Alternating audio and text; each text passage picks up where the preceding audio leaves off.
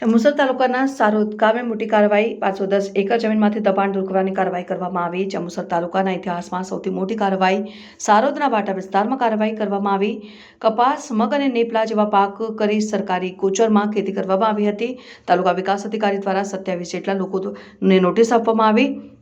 સર્વે નંબરમાં ખેતી કરવામાં આવી। તાલુકા વિકાસ અધિકારી હાર્દિક રાઠોડ સહિત સારોદ ગામના સરપંચ ઇસાલ પટેલ સહિત તાલુકાના અધિકારીઓ હાજર રહ્યા।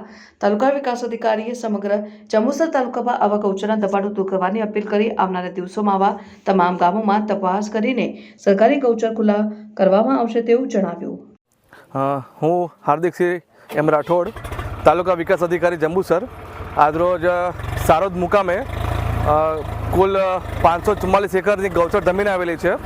એમાં કુલ 510 એકરમાં ગૌચર જમીનમાં દબાણ કે જણાવેલ છે અને એ જે ફરિયાદ આવેલી છે એના આધારે કુલ 27 લોકોને આપણે નોટિસ આપવામાં આવેલી છે અને નોટિસના આધારે એમને નિયત સમયમાં ગૌચરનું જે દબાણ છે દૂર કરવાની એમને સૂચના આપવામાં આવેલી હતી। આજથી એમની દબાણ દૂર કરવાની કામગીરી ચાલુ છે અને આ સાથે હું જંબુસર તાલુકાની તમામ આપણા ગ્રામજનોને એક વિનંતી બી કરું છું કે તમારા ધ્યાનમાં બી આપણે કોઈ બી ગ્રામ પંચાયતની ગૌચર જમીનમાં દબાણ જો જણાય આવે તો એ તાત્કાલિક સ્વેચ્છાએ દૂર કરવા મારી નમ્ર વિનંતી છે અને આ સાથે સરકારની જે દબાણ દૂર કરવાની જે હાલ કાર્યરીતિ છે એમાં તમામને સહયોગ આપવા મારી નમ્ર વિનંતી છે।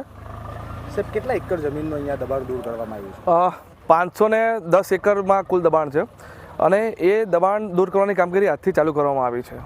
તો દરેક ગામમાં આજે તો આપણે સારોદની વાત કરીએ તો સારોદમાં 510 એકરમાં કપાસ, મગ અને નેપલા એ એક મેડિસિનલ ડ્રગ છે એનું વાવેતર કરવામાં આવ્યું હતું અને એ કાચું વાવેતર હતું પણ ગૌચર જમીન છે અને ગેરકાયદેસર રીતે પાક ઉગાડવામાં આવ્યો છે એટલે પંચાયત ધારાની જોગવાઈ મુજબ એ ગૌચર દબાણ કહેવાય અને દબાણ દૂર કરવાની અમારી સરકારી ફરજ છે।